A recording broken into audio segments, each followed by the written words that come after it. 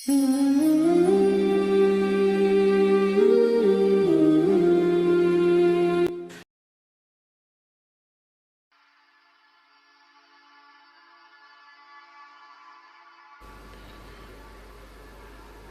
Motivational speaker آپ کو کہتا ہے کہ میں آپ کو سمجھانے کا، قائل کرنے کا، ایک نشست پہ بیٹھنے کا 5,000 روپیہ لوں گا، اور ہمارے اسٹوڈنٹ وہ 5,000 روپیہ دے کے اس کے پاس بیٹھتے ہیں تاکہ تھوڑا موٹیویٹ کر دے، لیکن اتنی کتابیں لے کے عالم جمعے والے دن بیٹھا ہے،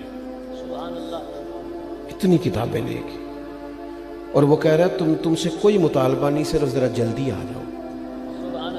مسجد میں پنکھے چلا دیے ہیں، آسانی پیدا کر دی ہے، وضو کا انتظام کر دیا ہے، چونکہ میں آپ کو ذمہ داری سے کہتا ہوں کہ کچھ چیزوں کے لیے بندے کا دل اگر اس طرح کھل جائے نا جس طرح ہونا چاہیے۔ میرے اسا فرمایا کرتے تھے خیرات لینی ہو تو صرف پیالہ تو سیدھا کر لے بندہ، اگر پیالہ ہی سیدھا نہیں ہے، ہمارا وہ مزاج نہیں، معذرت کے ساتھ مذہب کے معاملات میں بات سننے کا، پڑھنے کا، غور کرنے کا، اگر وہ مزاج ہو ایک منٹ کے لیے کہیں اور نہ جانا پڑے، کائنات کی ہر نعمت ہمیں دروازہ رسول سے ملے۔ لیکن وہ والہانہ پن، جب میں پڑھتا تھا، اب تو مجھے نہیں پتا، کافی دنوں سے میں نے معلومات نہیں کی، جب میں نے میٹرک کیا تھا تو رزلٹ 31 مارچ کو آتا تھا، تو جو بھی کسی دا آیا 31 مارچ میں، ہاں نہ نہیں کرتے تسی، 31 مارچ کو میٹرک کا رزلٹ آتا تھا، تو جنہوں نے پیپر دیے ہوتے تھے وہ 1 مارچ سے نماز بھی شروع کر لیتے تھے، اور ان کے ابا جی بھی شروع کر لیتے تھے، کیونکہ پیپر دیے ہوتے تھے نا۔ تو والد کو جس دن پتہ چلتا تھا نا کہ تیرا بیٹا میٹرک کر گیا ہے، تو جس رشتہ دار کو اس نے کبھی فون نہیں نہ کرنا ہوتا تھا، وہ خوش اتنا ہوتا تھا، ابا اتنا خوش ہوتا تھا کہ وہ فون کر کے پاجی مبارک ہوئے تہاڈا بھتیجا 10 پاس کر گیا۔ یہ خوشی تھی، خوشی سنبھالی، بعض اوقات جب صحیح معنوں میں خوشی ہو تو پھر وہ سنبھالی، صدقے جاواں واری جاواں یہ اماں ہی کہتی ہے، اور سجدہ بھی اسی کو ہی ہے، لیکن کبھی پتر کا قد باپ کے برابر ہو جائے تو بات ابے سے بھی سنبھالی کوئی نہیں جاتی۔ وہ کہتا ہے اب مجھے خیر ہے میرا بیٹا، وہ الگ بات ہے، بیٹا شادی کے 6 ماہ بعد کہ میں نے علیحدہ ہونا ہے، وہ معاملہ الگ ہے، لیکن باپ بڑا راضی ہوتا ہے کہ قد برابر ہو گیا، پڑھ گیا، قابل ہو گیا۔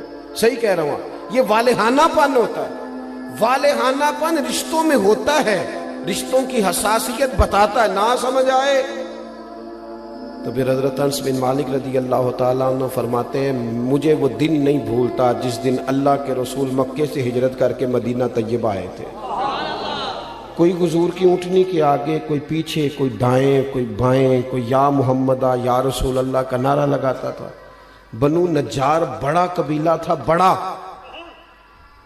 وہ قبیلوں میں اعزاز رکھتا تھا، ان کی بچیاں دف لے کے بیٹھ گئیں، خوشی سنبھالی نہیں جا رہی، وہ ننھی بچیاں جو بیٹھ کر وہاں دف بجاتی تھیں، رسول پاک کی جانب اشارے کر کے گاتی تھیں اور کہتی تھی ہمیں معمولی نہ سمجھنا، ہم ہیں بچیاں نجار کے عالی گھرانے کی، ہمیں خوشی ہے آمنہ کے لال کے تشریف لانے کی۔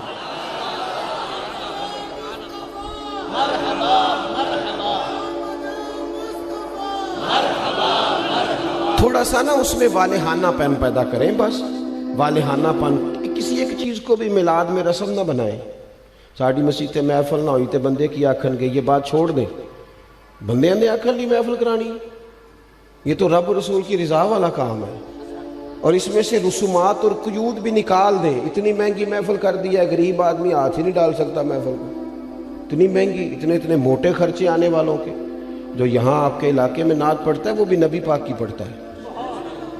تھوڑا سا نا چیزوں، میں نے اس دفعہ پچھلے سال دوستوں سے کہا تھا کہ جڑا تسی شاپنا چ لنگر دیندے ہو نا، انہوں بھی پیر صاحب تے مولوی صاحب تے خطیب صاحب لنگر شریف ہی آندے نے، انشاءاللہ کھا لیں گے بھی، سب کا لنگر ایک جیسا پکایا کرو، بہت سارے غریب گھروں میں سارا سال نہیں گوشت پکتا، اگر زیادہ بوٹیاں ڈال کے میلاد شریف پہ بٹھا کے طریقے سے کھلاؤ گے نا کھانا، تو ہو سکتا ہے ماڑے بندے کے بچے اپنے باپ سے پوچھیں کہ ابا جی سان تے کدی انج نہیں لبا، یہ اج کی ہے، اس بھی رو کے آکھنا پتر رج کے کھاؤ، اج نہیں کوئی تانوں ڈکدا، اج میرے نبی پاک دا میلاد شریف، لیکن اس میں جذبات لے کے آئیں، احساسات لے کے آئیں، اس کا بھی وہ والا ماحول نہ بنائیں جن نے 2 لاکھ دیتا ہو مہمان خصوصی سٹیج دی زینت بس کریں۔ حضور کی محفل میلاد کا مہمان خصوصی وہ ہے جو آ کے فجر کی اذان دیتا ہے، جو مسجد میں جھاڑو دیتا ہے، جو رسول اللہ کے دین کی نوکری کرتا ہے۔ نہ سمجھ آئے تو بخاری شریف سے اس خاتون کا واقعہ نکال کے دیکھو جو میرے نبی پاک کی مسجد میں جھاڑو دیتی تھی۔ صحابہ نے حضور کو تکلیف دینا پسند نہ کیا اور جنازہ پڑھ کے دفن کر دیا تو حضور قبر پہ آ کے کھڑے ہو گئے، اور ساری دنیا گنبد خضرا پہ، اور حضور کسی کی قبر پہ آ جائیں۔ نبی کریم آ گئے قبر پہ کیونکہ یہ مسجد میں جھاڑو دیتی ہے، حضور قبر پہ کھڑے ہو گئے۔ ویسے تو دوسرا جنازہ جائز نہیں، لیکن وارثوں نے نہ پڑھا ہو تو پھر جائز ہوتا ہے، اور حضور تو خود وارث ہے نا ساری امت کے۔ تو نبی پاک نے قبر پہ کھڑے ہو کے فرمایا بناؤ صفے، میں دوبارہ جنازہ پڑھاؤں گا۔ تھوڑا سا نا حقیقتوں کا سفر کرے۔ بڑی ہو گئی رسمی باتیں، بڑا کچھ ہو گیا، اب تھوڑا سا نا ہمیں اپنے مزاج میں دیکھو۔ حضور نے کہا تھا کسی صحابی سے کہ میرے ناک سے یا میرے منہ سے بلغم نکلے تو چہرے پہ مال لینا۔ ادب اور محبت اور والہانہ پن ہو تو انداز بھی آ ہی جاتے ہیں، انداز آ جاتے ہیں۔ ہاں، حضور نے کہا تھا کسی سے کہ میرے وضو سے جسم سے جو پانی لگ کے گزرے تم چہروں پہ ملنا، کہا تھا۔ بلکہ آپ صحیح مسلم شریف دیکھیں، حضرت ابو ایوب انصاری رضی اللہ تعالیٰ عنہ فرماتے ہیں نبی کریم علیہ السلام میرے گھر کو حضور نے رونق بخشی، میرے غریب خانے پہ آئے تو میرے گھر کی 2 منزلیں تھیں، نیچے میں رہتا تھا، اوپر کئی دفعہ بچے ہوتے تھے یا خالی ہوتا تھا۔ جب محبوب تشریف لے آئے تو میں نے عرض کی حضور جو آپ پسند کریں، تو فرمایا میں نیچے رہتا ہوں، لوگوں نے آنے جانا ہے، لوگوں کو آسانی ہوگی۔ حضرت ابو ایوب انصاری کہتے ہیں بچے لے کے چھت پہ چلا گیا، لیٹ گیا۔ رات کو میں اٹھا، اچانک آنکھ کھلی، چھت پہ چل رہا تھا تو میرے دل میں خیال آیا کہ ابو ایوب کہیں ایسا نہ ہو کہ جہاں تیرے پیر ہیں وہاں نیچے حضور آرام فرما ہو۔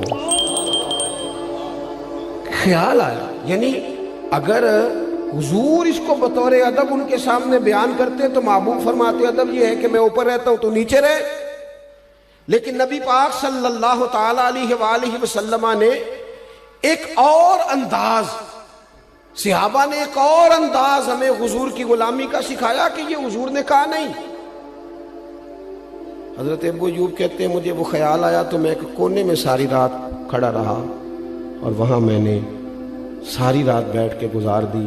صبح آ کے عرض کی یا رسول اللہ میرے بس کی بات نہیں ہے چھت پہ رہنا، جہاں نیچے آپ تشریف فرما ہو۔ محبوب نے یوں نظر اٹھا کے چہرہ دیکھا اور ان کی قلبی کیفیت اور ان کے باڈی لینگویج اور ان کا انداز کا اخلاص، فرمایا ٹھیک ہے تو بچے لے کے نیچے آ جا اور میں اوپر چلا جاتا ہوں۔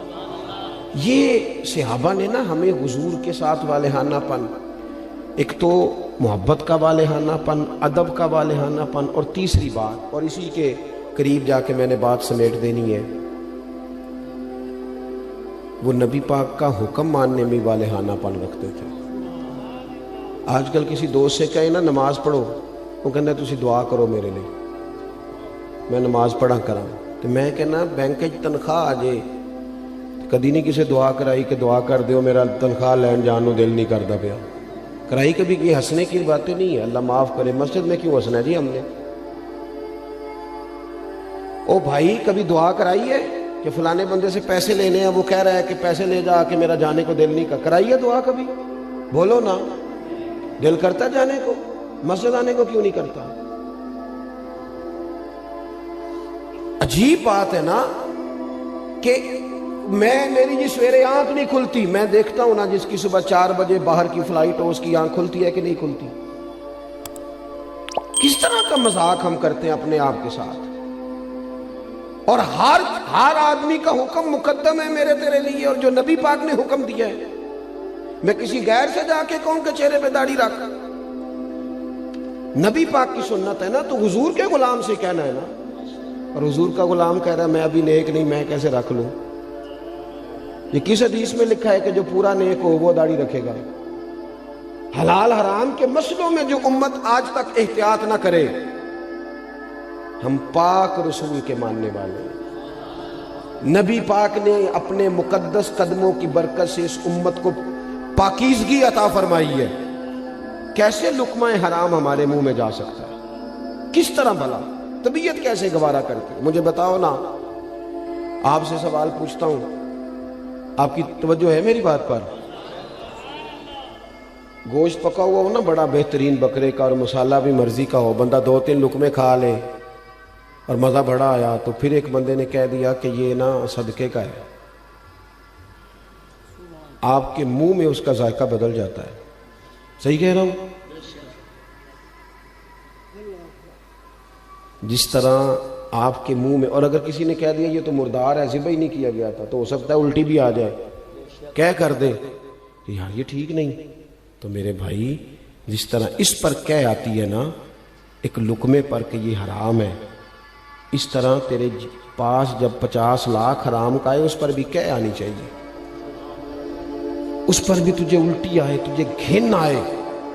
حضور نے اس طرح تزکیہ کیا، یتلو علیکم آیاتنا ویزکیکم، اس طرح تزکیہ کیا تھا کہ ان کے قریب کوئی شے ناجائز آ سکتی نہیں، سوال ہی پیدا نہیں ہوتا تھا، ذہن سازی ہو گئی تھی۔ آج، اور پھر آپ کو ایک بات اور عرض کروں، نبی کریم صلی اللہ تعالی علیہ وسلم نے چاند کے 2 ٹکڑے کیے، ڈوبا ہوا سورج موڑا، پتھروں درختوں نے حضور کا کلمہ پڑھا، لیکن یہ ساری شانیں حضور کی بعد میں معروف ہوئی ہیں۔ نبی پاک کی جو بات سب سے پہلے لوگوں کے پاس آئی تھی وہ تو صادق اور امین ہونا ہے۔ ہاں، میٹھا کھانا بھی سنت ہے، لیکن سچ بولنا سب سے بڑی سنت ہے۔ مسواک کرنا بھی سنت ہے، لیکن دل صاف رکھنا سب سے بڑی سنت ہے۔ تو یہ کیا بات ہوئی، چند ظاہری چیزوں پر تو عمل ہو جائے اور اسی کو پورا دین سمجھ لیا جائے، لیکن جو نبی پاک علیہ الصلوۃ والسلام نے معرفت کا نور اور روشنی دی ہے اس پر توجہ نہیں، اور بات ماننے میں بہانے، ہیلے بہانے۔ میں نے دیکھا ہے سیانے بیانے بندے اور مسجد کے حجرے میں میٹنگ ہو رہی ہے، اور انہوں نے کئی مولویوں کی پگڑیاں بھی کھول دی ہیں کہ فلانا کوئی کام نہیں کرتا، فلانا پیر غلط ہے، ان کو ساری تبصرے آتے ہیں۔ نماز کا ٹائم آتا ہے تو ان میں سے بہت سارے لوگوں کو کام یاد آ جاتا ہے، کئی کہتے ہیں میں نے وہاں جا کے پڑھنی ہے۔ یہ کیا صرف لفظوں کا ہیر پھیر ہے؟ صرف ہم نے وہ، میں جاتا ہوں نا، اب تو خیر مشکل ہو گیا ہے زیادہ جانا، ادارے کی مصروفیت بڑھتی جا رہی ہے دن بدن، لیکن میں دیکھتا ہوں کہ 21ویں محفل ہے جی ہماری، بانی محفل بتاتا ہے تو آپ نماز پڑھتے ہیں کہ نہیں دعا کرو؟ 21 مولوی مل کے بھی تجھے نیک نہیں کر سکے۔ میں نے کہا آج کے بعد نہ بتانا کسی کو، وہ کہیں گے کس طرح کے لوگ ہیں، 21 بندے آئے اس کے پاس اور ایک کی بھی بات نہیں سن سکا۔ چیزوں کو اصل پہ لائیں، اصل ہوتی ہے، اور بنیادیں ٹھیک نہ ہوں تو پھر آپ عمارتیں کھڑی کریں، کیسے کھڑی ہوں گی؟